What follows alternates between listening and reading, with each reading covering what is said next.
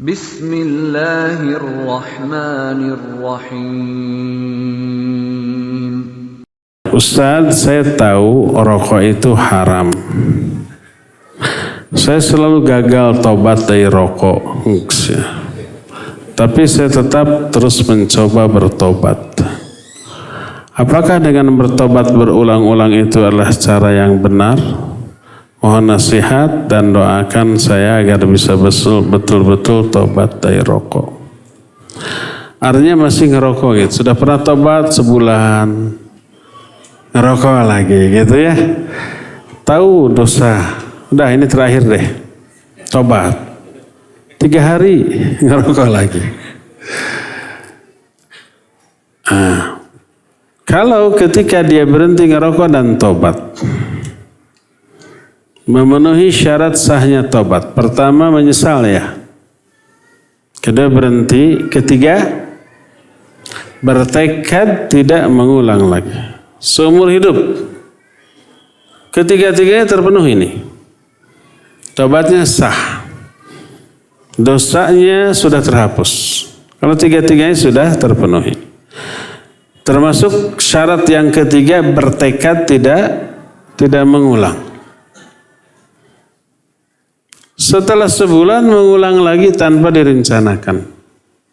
Itu dosa baru yang wajib ditobati tanpa merusak tobatnya yang pertama. Makanya tidak ada syarat tobat adalah tidak mengulang kembali. Enggak ada. Yang ada adalah bertekad tidak mengulang kembali. Kalau sudah bertekad tidak mengulang saat dia tobat ya, ternyata setahun kemudian terulang, itu dosa baru. Karena tidak direncanakan kan. Tapi coba pelajari kenapa sampai terjerumus lagi. Oh, mungkin karena gaul. Dia gaul kembali dengan kawan-kawan lama yang ngerokok. Ada reuni ya. Tahu bahwa itu para perokok, saya akan kuat lah. Sampai di sana ditawari, sakanyot lah sok. Ya meren sakanyot mah moal diteureuy dikaluarkeun deui teu naon. Emang semua ngerokok tidak ada yang diteureuy ya. Ada enggak yang ngerokok telan, enggak keluar lagi ada? Enggak ada, pasti dikeluarin lagi. Akhirnya terjerumus lagi. Sakanyot sudah berkenyot-kenyot. Ya, didalili itu sekejap ya deh, mubadzir. Kalau nggak dihabiskan mubadzir. Innal mubadzirina kanu ikhwana syayatin. Dia didalili. Dosanya 2 kali lipat. Dosa pertama melakukan yang haram, yang kedua menghalalkan dengan ayat, ya, menggunakan ayat untuk menghalalkan sesuatu yang haram. Dan itu dosa yang kedua itu mungkin bisa lebih besar daripada yang pertama. Berdasarkan hal itu maka perhatikan dengan siapa kita bergaul. Jangan ketemu lagi dengan kawan-kawan yang ngerokok. Hindarkan dan bergaulah dengan kawan-kawan yang tidak merokok. Ya. Jadi kalau penyebab terjerumusnya lagi itu karena gaul, perhatikan kawan bergaul. Hanya bergaul dengan orang-orang yang tidak merokok ya. Itu saja. Bagaimana caranya? Coba bayangkan kengerian efek dari rokok. Apa sih efek buruk dari rokok? Pertama, merokok adalah indikator ditolaknya seluruh ibadah kita.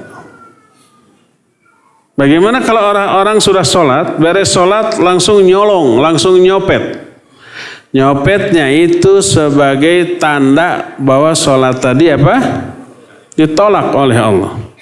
Begitu beres sholat, umpama kita langsung mabuk. Mabuknya itu merupakan tanda bahwa sholatnya tadi itu ditolak. Begitu beres sholat, kita itu umpamanya memaki orang, menggibahi orang.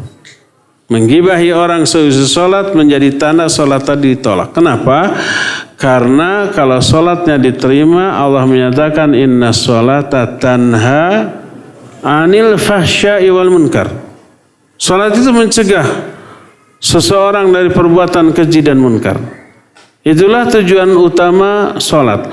Kalau orang setelah sholat lalai kepada tujuan utama dari sholat, yaitu tanha anil fahsyai wal munkar, lalu selesai sholat dia berbuat keji, berbuat munkar, dia lalai dari tujuan sholatnya, terkena dengan ancaman fawailul lil musallin alladzina hum an sholatihim sahun. Penggunaan kata-kata an dalam surah Al-Ma'un itu maknanya adalah lalai dari tujuan sholat seusai sholat. Seusai sholat dia berbuat keji lagi, berbuat mungkar lagi, maka fawailul lil musallin, ditolak sholatnya dan diazab. Tidak hanya sholat, juga saum. Nabi SAW bersabda, "Man lam yada qawla zur wal amala bih, falaysa lillahi hajah fi ayyada ta'amahu wa syarabah." Siapa orang yang saumnya tidak disertai dengan meninggalkan ucapan dan perbuatan yang sia-sia. Yang sia-sia saja itu sudah indikasi, apalagi yang madarat. Merokok ini madarat bagi diri, bagi orang lain. Ya, maka Allah nggak butuh tuh terhadap saumnya, ditolak saumnya. Saumnya ditolak, sholatnya ditolak, terancam dengan fawailul musallin. Terus ketiga, rokok yang kita serap, nikotinnya yang merupakan penyebab utama kemadaratan, zat yang secara zatnya haram, itu masuk ke dalam tubuh kita. Ke paru-paru, diserap oleh darah, ya, masuk ke dalam darah, diedarkan oleh darah ke seluruh tubuh. Maka dagingnya, darahnya, tulangnya terbentuk, tercampuri oleh barang yang haram. Nabi SAW menyatakan, kullul lahmin yambutu minal haram fannaru awla bih. Semua daging yang tumbuh dari barang yang haram, maka neraka lebih layak untuknya. Ancaman merokok itu tidak main-main, tidak kecil loh. Ibadah kita mardud, ditolak oleh Allah SWT, diancam dengan azab, dan daging, tulang, darah yang sudah tercampur oleh barang haram dari rokok itu terancam neraka lebih layak bagi orang itu. Yang kita pertaruhkan dengan rokok itu seluruh ibadah kita loh.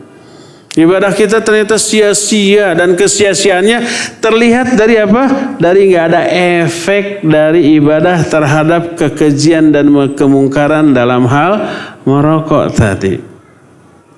Maka bayangkan bahaya dan buruknya pengaruh rokok bagi agama kita, dunia kita, sampai akhirat kita. Ini nggak main-main. Maka tidak ada alasan untuk melanjutkan. Hentikan segera, hentikan segera, hentikan segera. Dan itu jihad yang luar biasa. Karena kita tahu meninggalkan kebiasaan buruk itu tidak gampang. Meninggalkan kebiasaan mabuk, kebiasaan judi, kebiasaan zina, kebiasaan maling, kebiasaan merokok, kebiasaan, semua kebiasaan buruk itu tidak mudah untuk diapakan? Ditinggalkan. Berat, secara psikis berat. Makanya nilai ibadah meninggalkan semua itu juga sesuatu yang agung dan besar di mata Allah Azza wa Jalla, ya. Semoga si penanya tadi diberi hidayah oleh Allah untuk berhenti total dari merokok, ya. Waltakum minkum ummatun yad'una ilal khairi wa ya'muruna bil ma'ruf wa yanhauna 'anil munkar wa ulaika humul